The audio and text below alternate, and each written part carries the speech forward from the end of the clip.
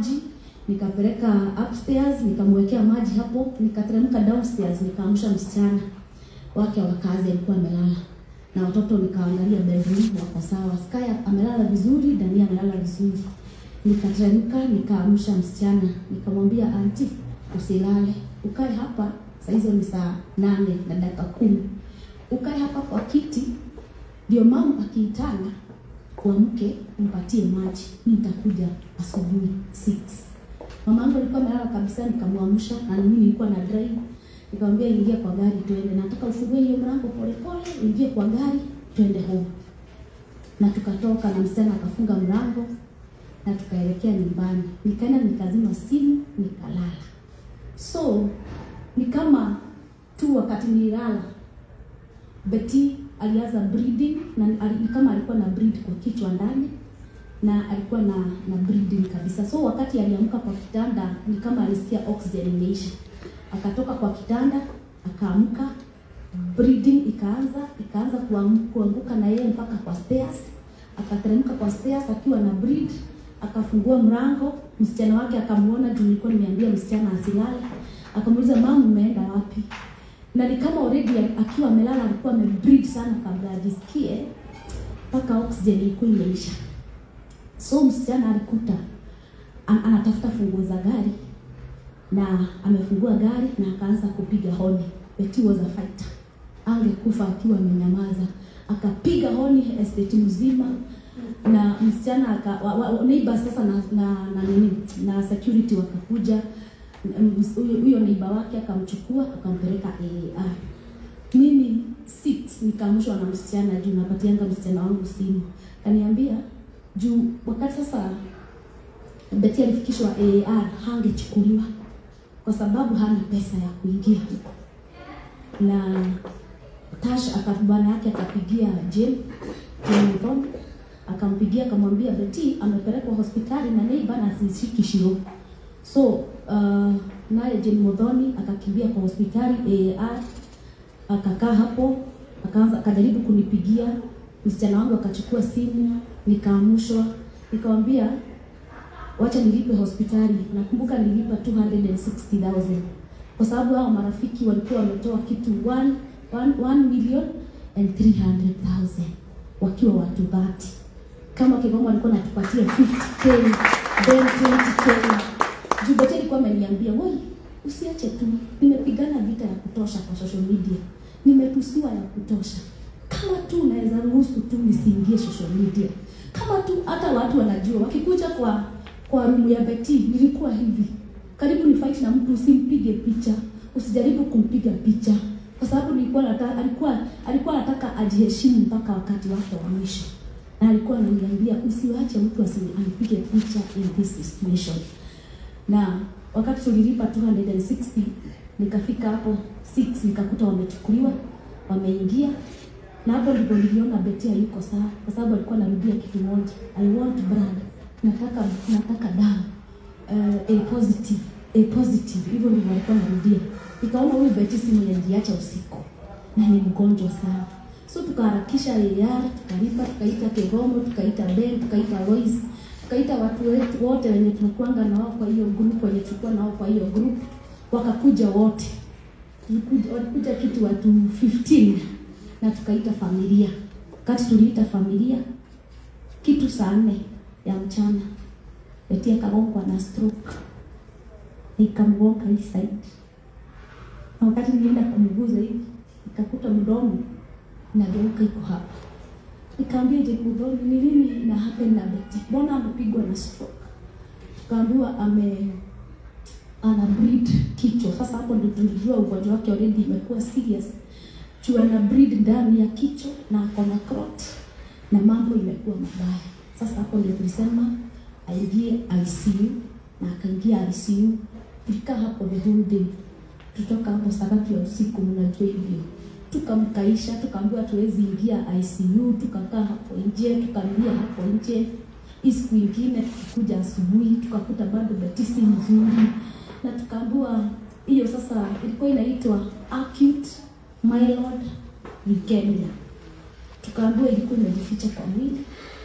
Na ndio maana hata Betty alikuja kwa chama alikuwa anasema, mnakumbuka, wacha ni secretary, alikuwa secretary wetu, lakini angesema wacha nilale kidogo alafu mtaniamsha. Tunamuuliza ati hei dakika ile nyambe ngome.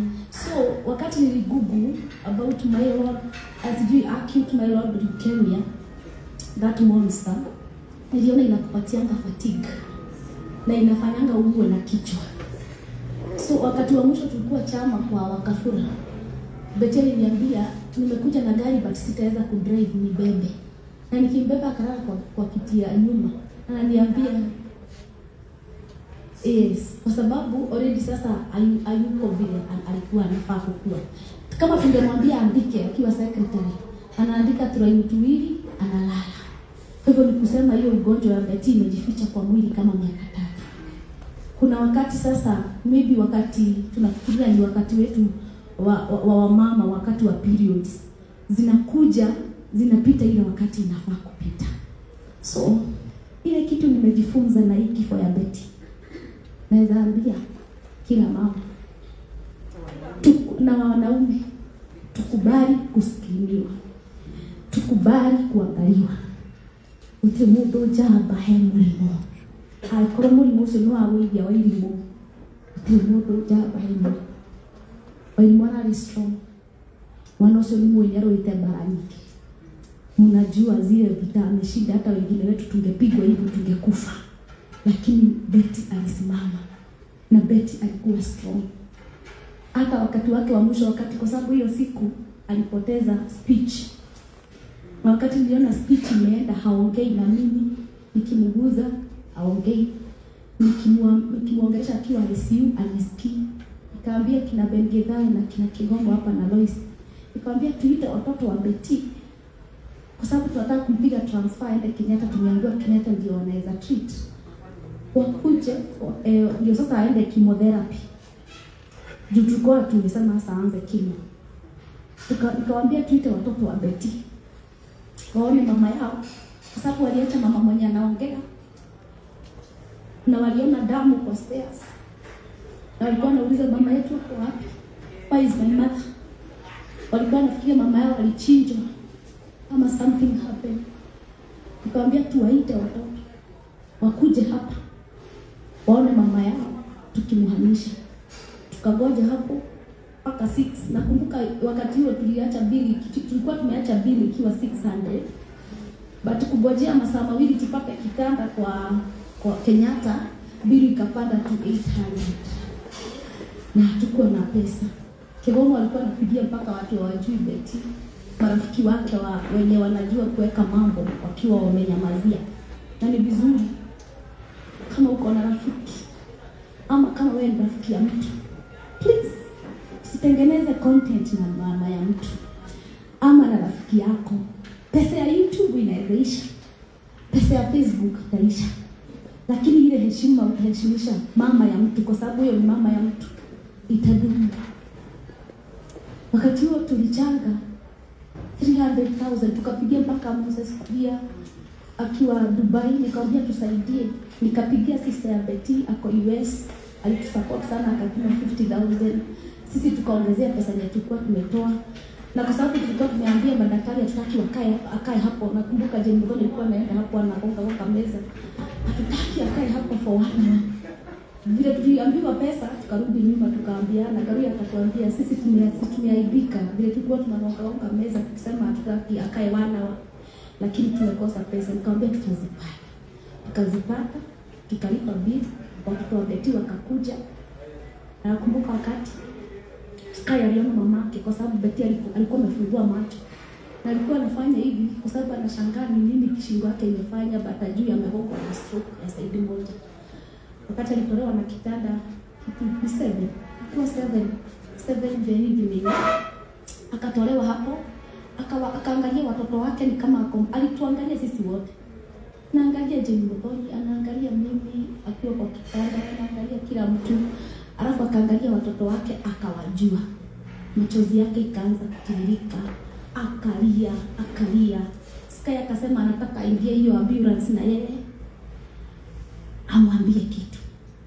Sky akamwambia, "Mom, I know you are a fighter. You are going to fight this cancer.